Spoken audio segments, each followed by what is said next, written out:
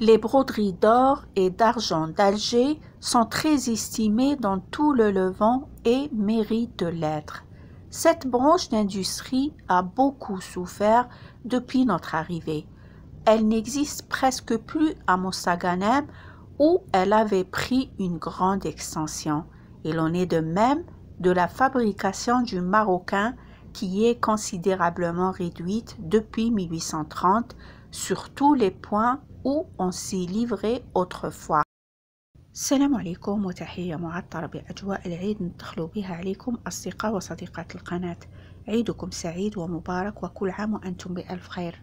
نعيشوا وتعيشوا وينعاد علينا وعليكم وعلى بلادنا بلهنا والرخاء والصحة والستر. إذن كما لاحظتوا الأفكار والمعلومات اللي تقدمها القناة من مصادر مختلفة ومنفصلة تماما عن بعضها البعض، رغم هذا دائما وغالبا ما نلقاو ترابط وطيد ما بينها. نفس المعلومات نلقاوها بصيغ مختلفة من مصدر إلى آخر، لكن كلها تصب في معنى واحد. نقراو المعلومة في مصدر نلقاو لو غابيل نتاعها في مصدر آخر يدعمها ويؤكدها. في الحلقة اللي فاتت تطرقنا إلى دراسة حديثة لصاحبتها إليزابيث فريزر اللي هضرت بزاف عن المميزات الفريدة التي يتميز بها سكان الجزائر في قدرتهم الكبيرة عن الخلق والإبداع، l'art de savoir-faire. في نفس هذا الاتجاه ندخل في قراءة لبعض الفقرات من هذا المصدر l'Algérie française في جزئه الأول لأرسن بيرتوي. son titre académique راه مكتوب واضح على غلاف الكتاب الذي تم إصداره سنة 1856. Les Algériens ont beaucoup d'aptitude pour les travaux en maçonnerie et en briques et peuvent prétendre à un certain mérite d'exécution. Leurs broderies sont délicates et pleines de goût et on en fait beaucoup d'envois à l'étranger. يتمتع الجزائريون بقدر كبير من الكفاءة في أعمال البناء وصناعة الطوب لابريك. طرزهم أو مطرزاتهم رقيقة غافيني ومليئة بالذوق، ويتم تصدير وإرسال الكثير منها إلى الخارج. كان الطرز الجزائري متميز بشكل خاص ويصدر بشكل كبير إلى خارج البلاد. On fabrique des velours, des châles, des mouchoirs, des ceintures et des étoffes pour turbans. Ces étoffes sont ornées de franges et de broderies en or. Il en est quelques autres articles qui tout se consomment dans ce pays. Il n'est pas si petit temps du royaume où les femmes ne fabriquent des étoffes dont elles font comme dans les temps anciens, des vêtements pour les membres de la famille. Dans les villes et dans les principaux villages, il y a des métiers avec lesquels on en fabrique pour la vente.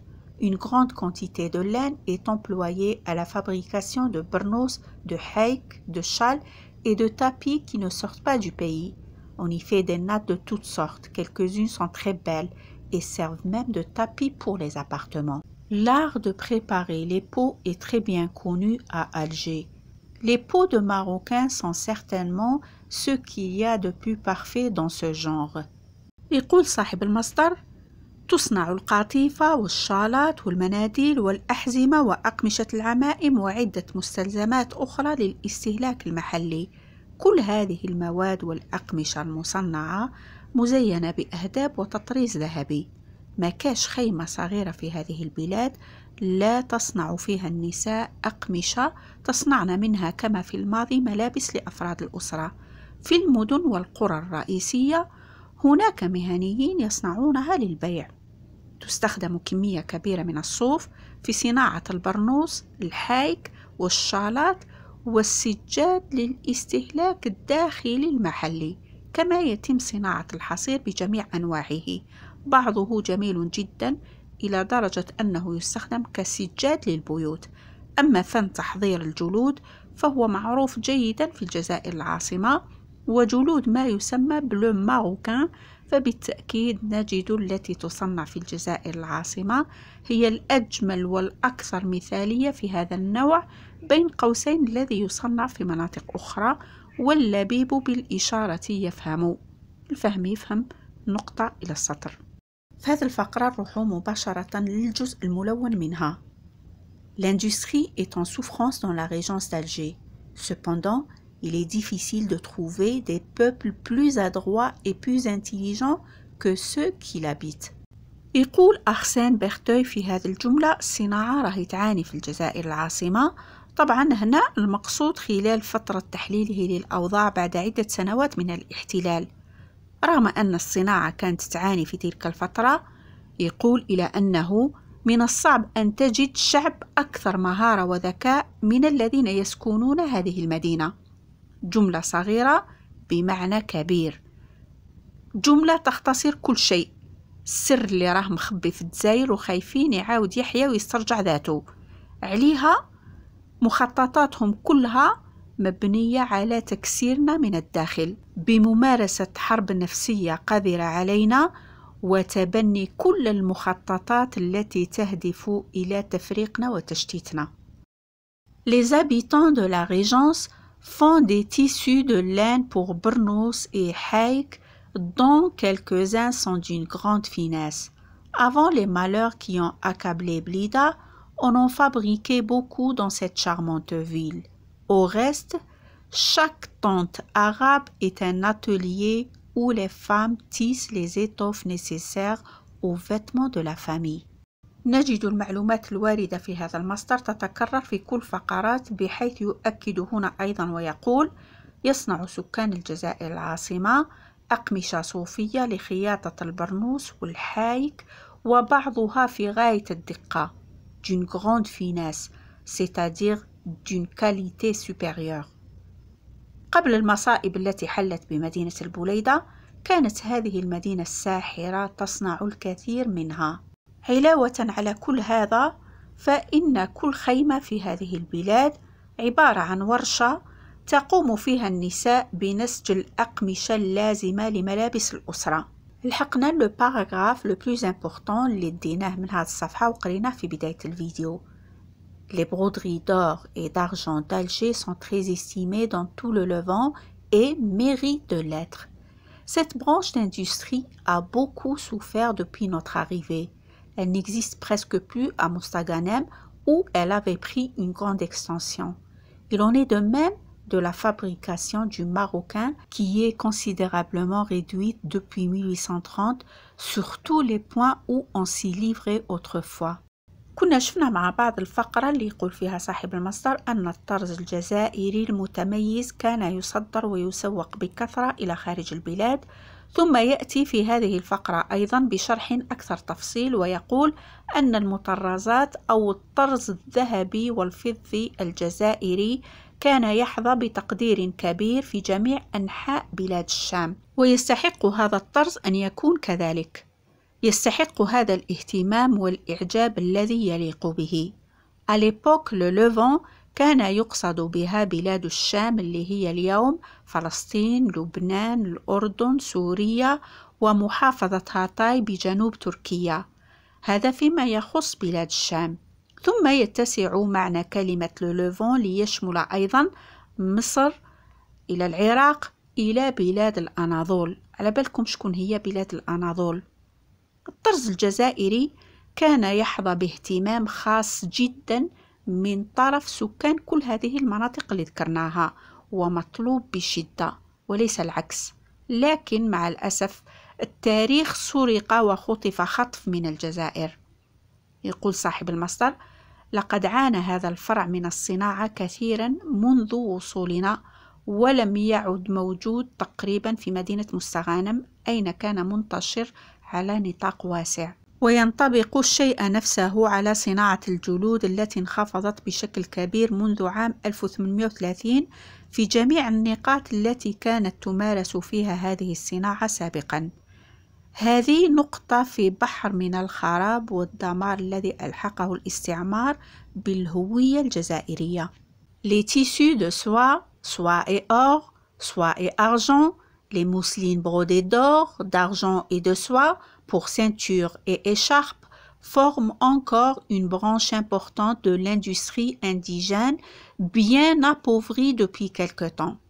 L'Europe pourrait les fabriquer à meilleur marché, mais il n'aurait pas la perfection ni le fini qu'une fabrication lente et purement manuelle peut seule donner. Les Maures sont très aptes à ce genre de fabrication. رغم الدمار الذي حل بالجزائر، صمدت صناعة الأقمشة الحريرية المذهبة والفضية والمسلين المطرز بالذهب والفضة والحرير لصناعة الأحزمة والأوشحة، وظلت تشكل فرعا مهما من الصناعة المحلية رغم تقهقرها. يقول صاحب المصدر: بوسع أوروبا أن تصنعها بتكلفة أقل، لكن لن تتمتع بنفس الكمال والمهارة واللمسة النهائية التي لا يمكن أن تحققها إلا الصناعة اليدوية البحتة. هؤلاء السكان ماهرون جدا في هذا النوع من التصنيع. هذه الفقرة ما حبيتش نفوتها لسبب أنها تلخص في كلمة فقط الطريق نحو اندثار وزوال كل الصناعات والحرف الفنية اليدوية التي كانت موجودة في الجزائر، والتي لم تلقى الدعم المطلوب في ظل سياسة الاستعمار المستبدة التي كانت تهدف حرفيا إلى طمس ومسح كل آثار الهوية الوطنية. أعطانا صاحب المصدر مثال على ذلك: صناعة السجاد الصوفي التي قال عنها أنها كانت صناعة قيمة ويجب تشجيعها، وأنها كانت تصنع الكثير منها في عدة مدن كوهران، مستغانم والقالة، ثم تقهقرت واندثرت تدريجيا إلى أن أصبحت مدينة القالة الصغيرة هي المكان الوحيد الذي كان لا يزال في ذلك التاريخ يصنع فيه السجاد. تكلم عن الرسوم التي كانت مفروضة على تجارة السجاد عند دخولها إلى فرنسا، والتي كانت السبب في غلق الأسواق الأوروبية أمامها، ما عدا أبواب تونس والشام التي كانت مفتوحة، أو المناطق الداخلية للجزائر التي كانت تستهلك السجاد بشكل كبير. وصف لنا أرسين بيرتوي السجاد الصوفي الذي كان يصنع في الجزائر وقال عنه إنه جميل ومنسوج ومصبوغ بشكل جيد.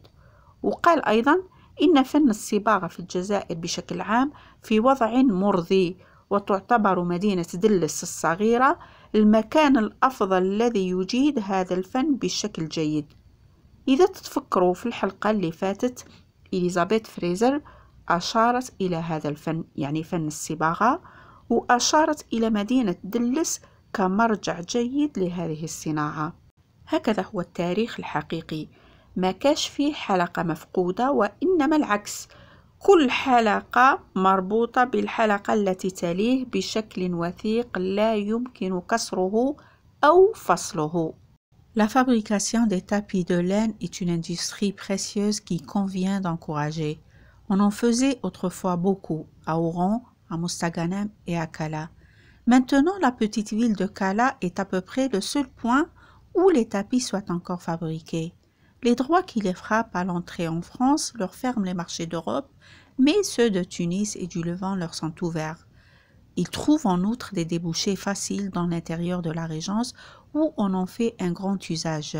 Ils sont beaux, bien tissés et bien teints. L'art de la teinture est en général dans un état satisfaisant dans la régence. La petite ville de Dlis passe pour le point où on l'entend le mieux. Les éléments et les encouragements manquent seuls aux Maures et aux Arabes pour revenir à l'état de prospérité industrielle de leurs ancêtres. Ils ont du reste l'intelligence et la dextérité convenables pour se livrer avec succès aux arts mécaniques, et même un esprit d'invention et d'observation propre au perfectionnement. يفتقرون إلى الأدوات والتشجيع المناسبين للعودة إلى حالة الرخاء الصناعي التي عاشها أسلافهم. إنهم يتمتعون بالذكاء والبراعة المناسبين للانخراط بنجاح في الفنون الميكانيكية. يتميزون بروح الاختراع ودقة الملاحظة المناسبة لمعرفة تحليل أسباب وآثار الظواهر والأحداث والعمل على تحسينها. هكذا طمس المحتل الغاصب الحقائق حتى أصبح كل شيء جميل في الجزائر ينسب إلى بلدان أخرى، أحيانا عن جهل لكن غالبا عن تعمد. نحتاج إلى ثورة ثقافية تصحيحية لتغيير العقليات والمفاهيم الخاطئة عند الجهلة من مجتمعنا، والأهم من هذا لازم ننخرط في عملية إحصاء كبيرة للخونة والعملاء المندسين بيننا، اللي تحت غطاء الدين واللي تحت غطاء العرق واللي تحت غطاء التاريخ المشترك وخلي وهذا دور الدولة بصريح العبارة. لكن المجال في هذه الحلقة لا يتسع للحديث عن هذا الأمر، لازم نخصص له حلقة في الأيام القادمة إن شاء الله. نختم لقاءنا مع بعض أصدقاء القناة بهذه الصورة الجميلة جدا اللي زين بها المؤلف غلاف كتابه. نلتقي قريبا والسلام عليكم.